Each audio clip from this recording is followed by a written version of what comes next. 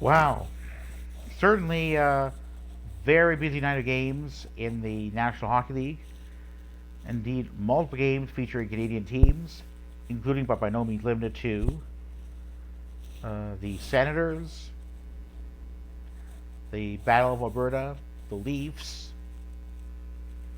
and Canucks all in action. And boy, oh boy, was it jam-packed. Canucks have for the first time all season averaged over a point per game. That's a huge achievement, but it likely will not be enough to propel the Canucks into a playoff spot. That being said, there's still, the race for in the Pacific Division is tight, at least among those teams other than the Sharks or Ducks.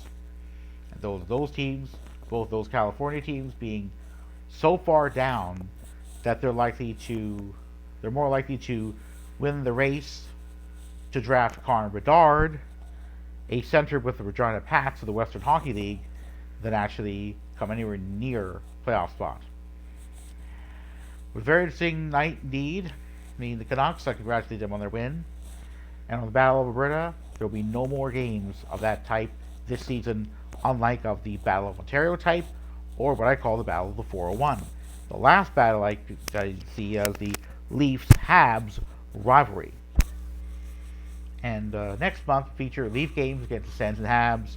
I'm not sure in that particular order, but whatever. So yes, it's Calgary Flames offense went ice cold against the Oilers. Regulation loss. It's close though. It was a knee on knee. Kenzie Weegar on Connor McDavid. But McDavid did score. And effectively making Weegar pay for the stupidity of that. Weegar was lucky not to be ejected from the game. But, again, it was a costly penalty. It was stupid and dangerous. Of course, issues for the Calgary Flames go beyond just the lack of chemistry along the lines, or at least beyond Mackenzie Weegar as defenseman. Not sure what his stats are, but I'm not going to focus so much on that. I plan to do a separate video mention my thoughts on the under 20 IHF men's tournament, including basically the top division, because that is the division in which Canada remains. But again, after a loss by a country mile to its Czech counterpart, things aren't looking as good. But there's no doubt whatsoever that when it comes to hockey, pretty much from mid-October to mid-April is the NHL regular season. There are preseason games as well.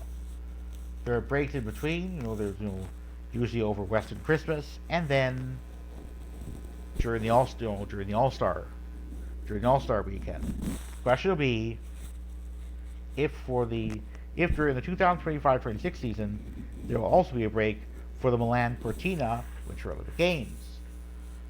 Last time there wasn't.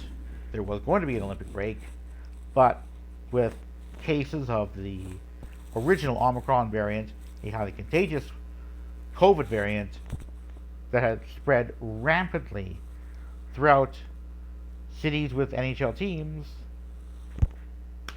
it was definitely, no doubt, the right call for the NHL and NHLPA to decide not to permit players under contract to NHL teams to go on to Beijing to represent their home countries.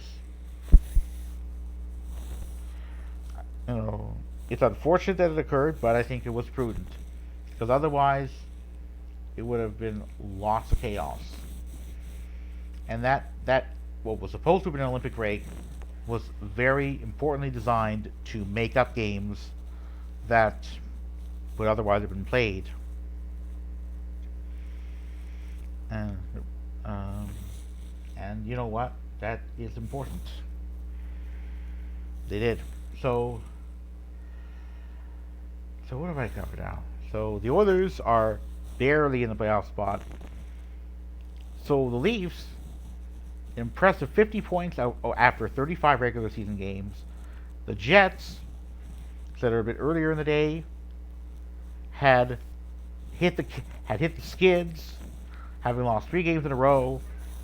And now I present an interesting claim made. Just going to head over here. Apologize if it's if the link is not that clear. Basically, it's a video.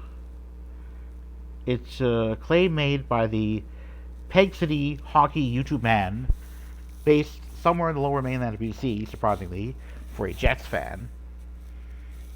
That his beloved team had lost 3 straight games. And there's no surprise. There's, or 2 games which the Jets during this losing streak have scored only 1 goal. It was Bruins and Caps. Alright, let me just see. Let me just get the Jets here. Just gonna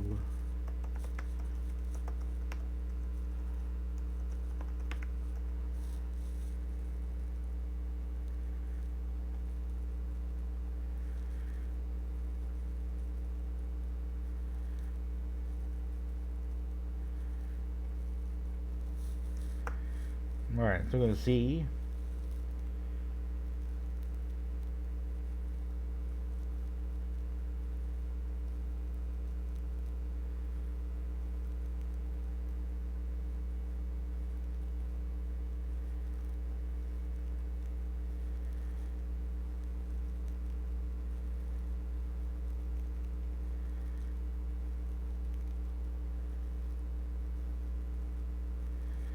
So that's gonna go with the Winnipeg Jets season.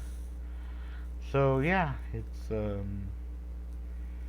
alright, so the last time the Jets scored a minimum of 2 goals was against the Bruins in a 3-2 loss at TD Garden. Then there's been consecutive losses, each of which 4-1. One to the first to the Capitals at the Capital One Arena, and then to the Minnesota Wild at the Canada Life Center. Next game will be the Vancouver Canucks at the Canada Life Center.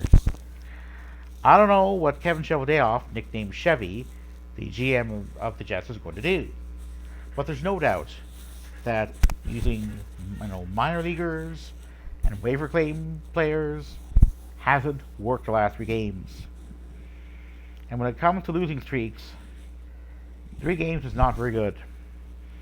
And it's put the Jets in serious trouble. At this point, indeed, going into the season, I predicted the Jets would finish no better than 6th in the Central. Okay, the Jets are by no means there yet. But these points that they've lost, they're not going to be able to make them up quite so easily. Very interesting claim made, also by the Peg City Hockey YouTube man, and also by Carlo Yacovo, co-host of TSN's Energy Radio Morning Show for September 50. Indeed, that it was time late in October for the front office of the Leafs to put underperforming bottom 6 forwards on waivers, so that those players could if they didn't perform well, would be put on waivers. Just gonna put that there. So that's really what it is. I'm gonna put it in a bit later.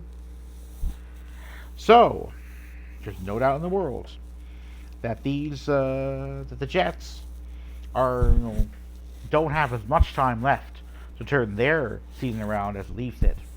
The Leafs have gone on a roll from November onward. October, the Leafs earned on average 1 point per game.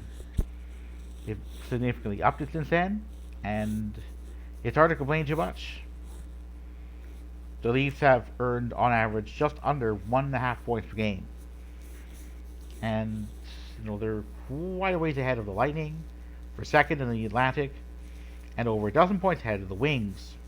Of course, Leafs can't take that for granted, and I understand the playoffs, the postseason, but again, it's hard to complain very much about what the Leafs are doing. And if they continue to do well, then maybe, just maybe, they can represent. They can, they'll make it all the way to a Cup final. I'm not gonna hold out my hopes, though. I mean, given the Leafs' reputation, which is why I hope for another Canadian team that is not the Habs to get to a Cup final, to get into the playoffs. But we'll see what happens. These Jets are slipping, they're skidding, and the stamina's not there. And it's not like the Jets have loads of cap space. Just gonna check out Cap Friendly to see how much cap space Jets have.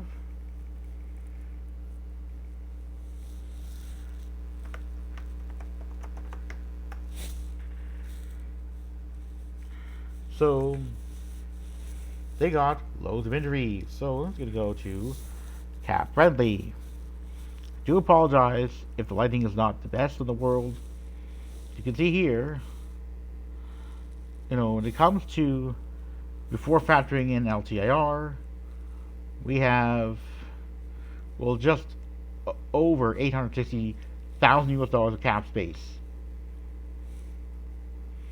Although it looks like, in terms of trade deadline cap space, current cap space, Jets have just over 1.49 million, which is not great. This is the players in the lineup, and the lots of players on injured reserve. Wow, there's pretty big pieces there. Problem is, there's no LTIR, but again, it's just that they are, lack of depth. It's a big problem on the team. Let's see what happens. Next game will be against the Canucks at the Canada Life Center. Canucks are on a roll, but again, the Jets may very well be upper hand again. Who knows? But I will not count the Canucks out for a win, but I won't count the Jets out either.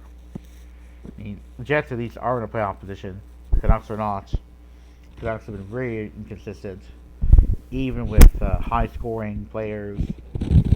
And these Jets are going to have to turn things around soon, or they could find themselves in a few weeks' time outside of the playoff picture in the Western Conference, looking in. And on that note, just before I go, I thought I would also mention that in terms of barely in the playoffs, the Oilers are barely in a playoff spot after a regulation win over the Flames. The Flames are barely out of one. The Canucks are a bit further back. The Habs and Senators quite a bit further back. And on that note, I'm going to say, go Leafs, go.